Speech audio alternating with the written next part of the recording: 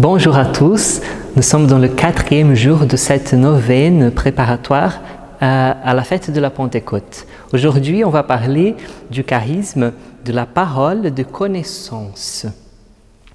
Tout d'abord, je voudrais vous donner un exemple, toujours dans l'exemple pour que ce soit plus facile de comprendre. Nous, on cherche le médecin si on a une maladie.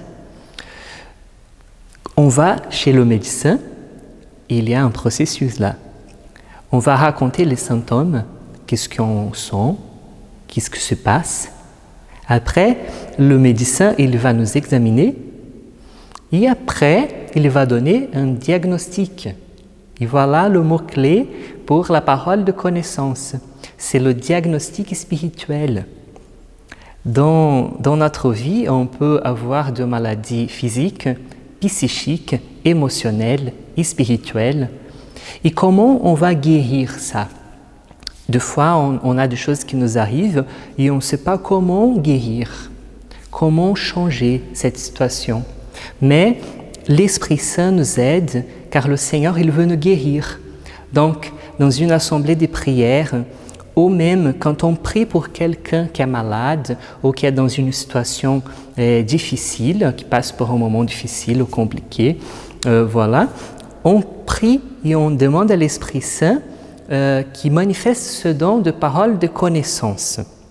Et voilà, l'Esprit Saint, il va nous donner le diagnostic du problème que cette personne elle apporte.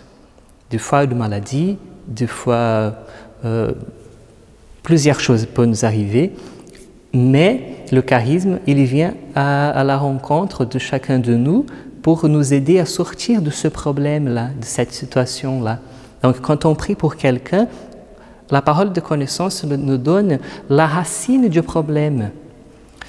Par exemple, j'ai mal au dos, je ne sais pas pourquoi, fait des années que je souffre, je cherche les médecins, je cherche les traitements et rien peut m'aider à guérir cette maladie-là. Donc, on va demander à l'Esprit Saint qui nous donne la connaissance, pour ça le mot parole de connaissance, qui nous donne la connaissance de la racine de ce problème, qui des fois est physique, mais peut-être que la racine soit spirituelle ou soit émotionnelle, psychique. Donc, l'Esprit Saint, il va nous guider jusqu'à la racine, pour qu'on puisse donc savoir où on va prier, comment on va prier, quelle façon on va prier pour que soit guéri, pour que soit solutionné ces problèmes-là. Donc ça, c'est la parole de connaissance. La parole de connaissance, elle vient toujours accompagnée d'un autre charisme qu'on va parler, c'est la parole de sagesse. Dans ce cas, la parole de sagesse, c'est le remède.